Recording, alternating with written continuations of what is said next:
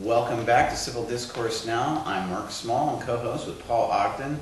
Our guest today is Susan Blair, who's a candidate for City-County Council here in Indianapolis. We're coming to you from Big Hat Books in Broad Ripple, 6510 Cornell Avenue. They have an excellent selection of books here. They have space here too for people to rent for special occasions.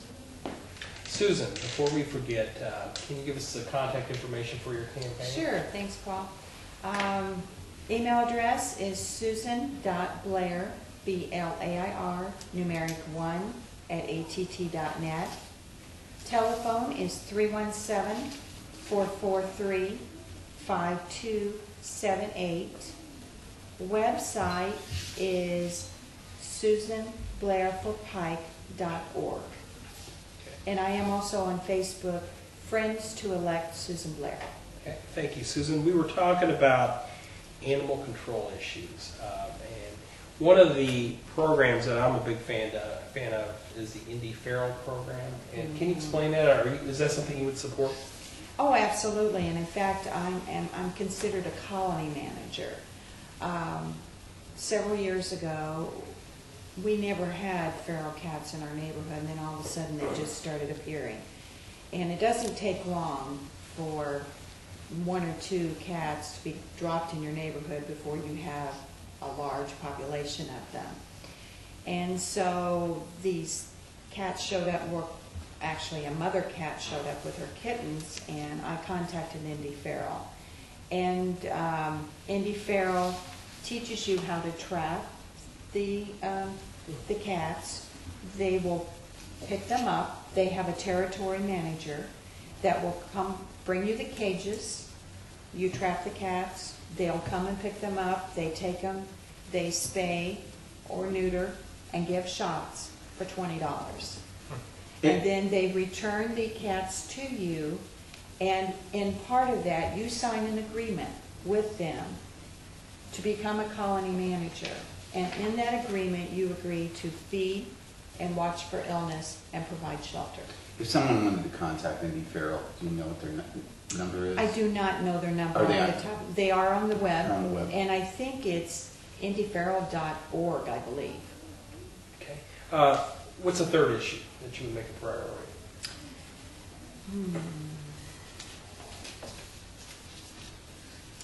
Well, I want to continue with Mayor Ballard's fiscal responsibility. Okay. I will watch the budget closely and continue in the being fiscally responsible with our tax dollars. Okay. One of the big issues up in Pike has been, well, I should say one of the big issues in this campaign has been education. What can a mayor do about education? Because really the mayor's kind of hamstrung under the law in terms of being involved in not only IPS but the township schools. And that is correct. The mayor can really only affect the charter schools. I mean, by state statute, that's the only purview that the mayor's office has. What I believe Mayor Ballard has done and will continue to do, should he be given another term, he has worked with the local school boards and their administration and the private sector, and encouraging the private sector to step up and help education. And I believe that's the avenue that we should take. And along with that, high school dropout rates have decreased.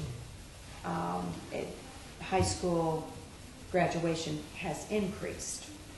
But the reality is, and most people don't know this, the school board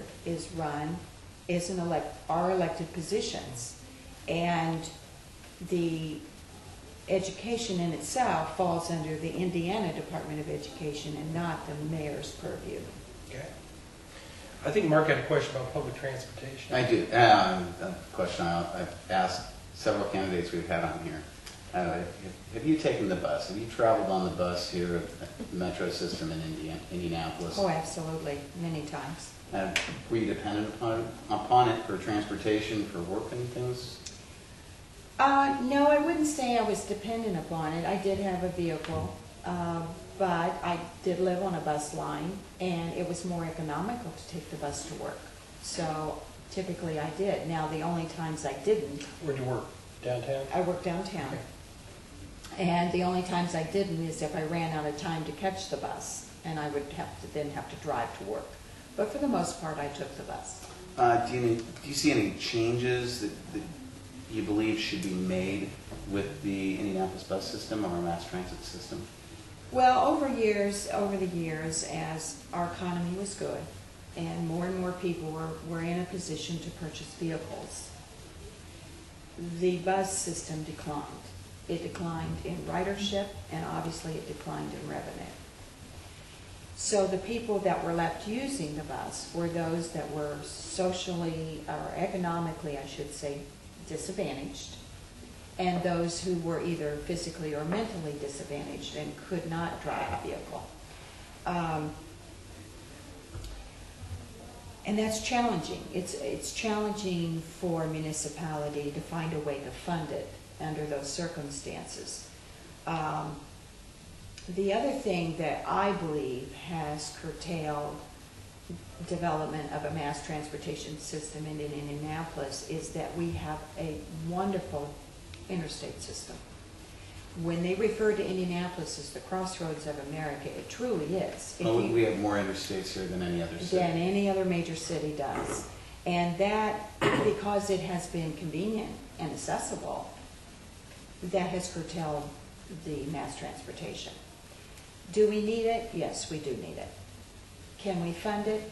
That's yet to be determined. Well, there are federal programs that are available for mass transit. Well, yes, but it isn't 100%. I'm Right. You raised the issue of crime, and we have some crime in Pike, though, where I live. I feel I leave my door open sometimes. I shouldn't say that. I don't leave my door open. I lock my door every time I leave my house. But crime isn't a huge problem where I am. However, there are pockets of the city, places in the city where it's a problem. What should we do about that? Well, I think you're always going to have increased crime when you have a down economy. And we are in a down economy. And is that lack of desperation, or I shouldn't say lack of desperation, it is desperation, it can be desperation, or is it just truancy type crime? It's hard to determine. What we can do about that is just continue our education and our focus. I'm a strong supporter of the Crime Watch program. I do believe it works. I think more neighborhoods need to get involved. There is apathy, and unfortunately, you get people involved when something happens or something major happens. I was walking in a neighborhood last weekend where just within the last, and I don't know the time frame, but it's been probably, let's say within the last year, they have 23 homes that have been broken into. They are in the process of getting a Crime Watch organized. Again, had they done that previously, maybe they wouldn't have had quite so many break-ins. But usually it's when something happens that gets people motivated. So I would like to encourage, and as a counselor, I would encourage the neighborhood to get involved in the Crime Watch program. I intend to hold town hall meetings and have different levels of topics, and one of those will be Crime Watch and public safety.